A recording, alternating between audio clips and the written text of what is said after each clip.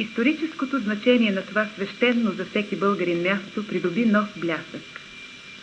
През 1970 година, с помощта на Съветския съюз, тук издигна снага първата у нас и на Балканския полуостров атомна електрическа централа Козлодуй.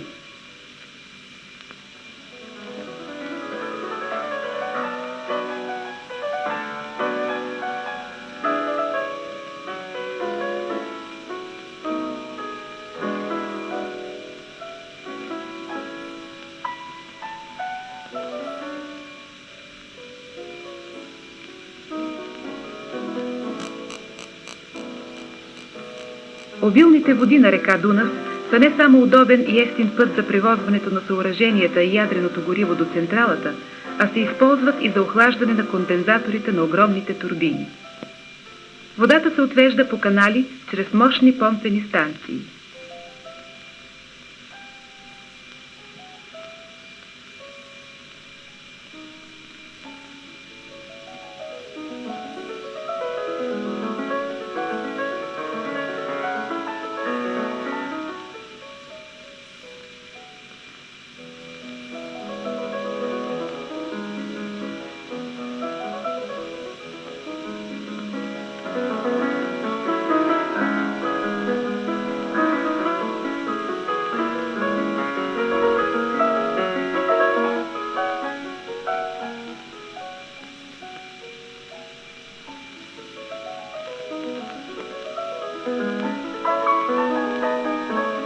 Построена в местност с благоприятен микроклимат, липса на силни ветрове и антиземетръсен характер на релефа, атомно-електрическата централа снабдява с електрическа енергия промишлените предприятия в цяла северозападна България.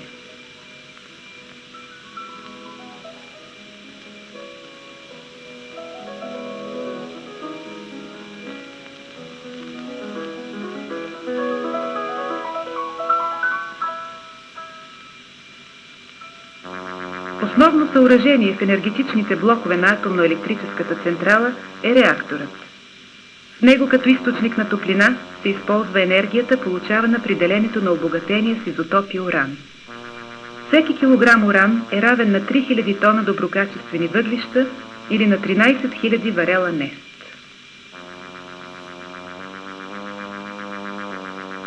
Реакторът е изключително сложно съоръжение, предназначено за осъществяване и контролиране на ядрената реакция при деленето на ядреното гориво в активната му зона. Отделената топлина се предава в парогенераторите, където превръща водата в пара, която по паропровода се отвежда в турбините.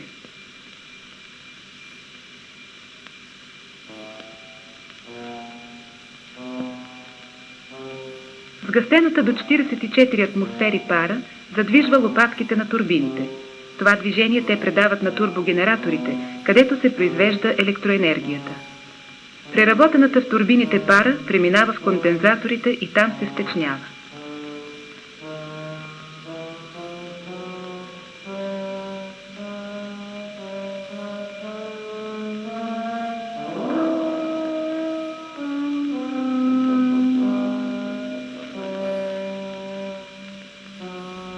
Ядреното гориво е във вид на таблетки, херметизирани в горивни касети-тръбички от циркониева сплав. Зареждането и изваждането на горивните касети в активната зона на реактора се извършва дистанционно с помощта на специална машина, съоръжена с телевизионна установка. Всеки реактор се презарежда частично с ядрено гориво един път годишно.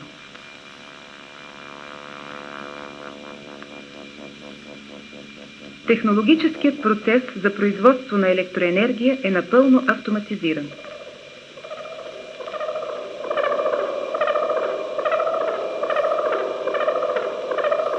От командния пулт се управляват и контролират всички процеси и системи.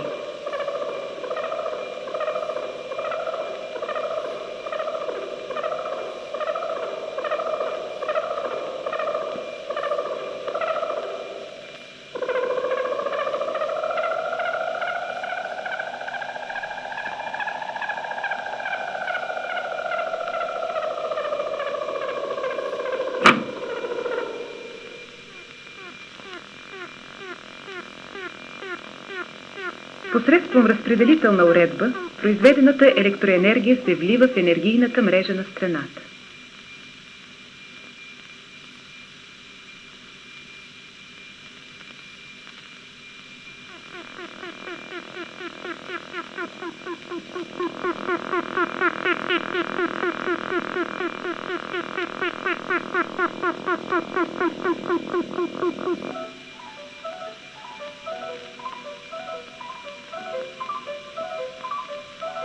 В пълен ход е строителството на втория етап от атомно-електрическата централа.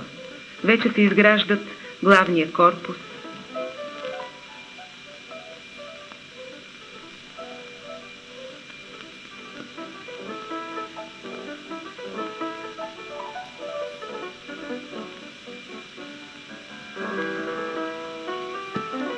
шахтата на атомния реактор,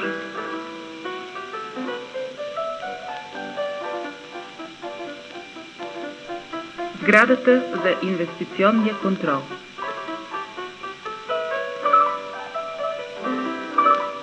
Развитието на ядрената електроенергия в нашата страна има много големи перспективи.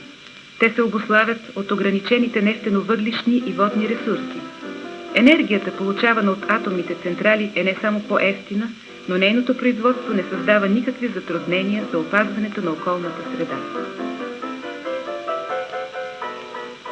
През 1990 година атомните електроцентрали ще дават 40% от електроенергията в нашата страна.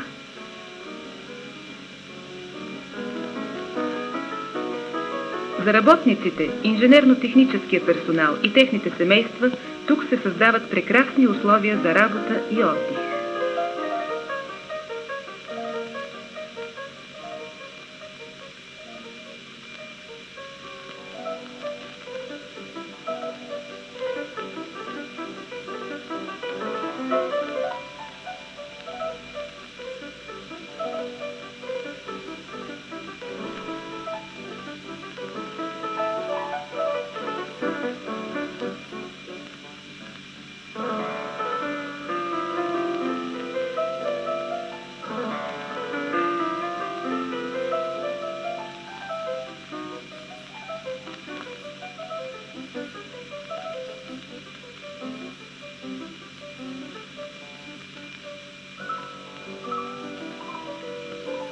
Вярвам в единната обща сила на човечески род на земното кълбо, за да твори добро, и в единния комунистически ред на обществото, спасител на всички народи от вековни тегла и мъки, чрез братски труд, свобода и равенство, и в светли, животворящ дух на разума, укрепляващ сърцата и душите на всички хора за сполуката и тържеството на комунизма чрез революция.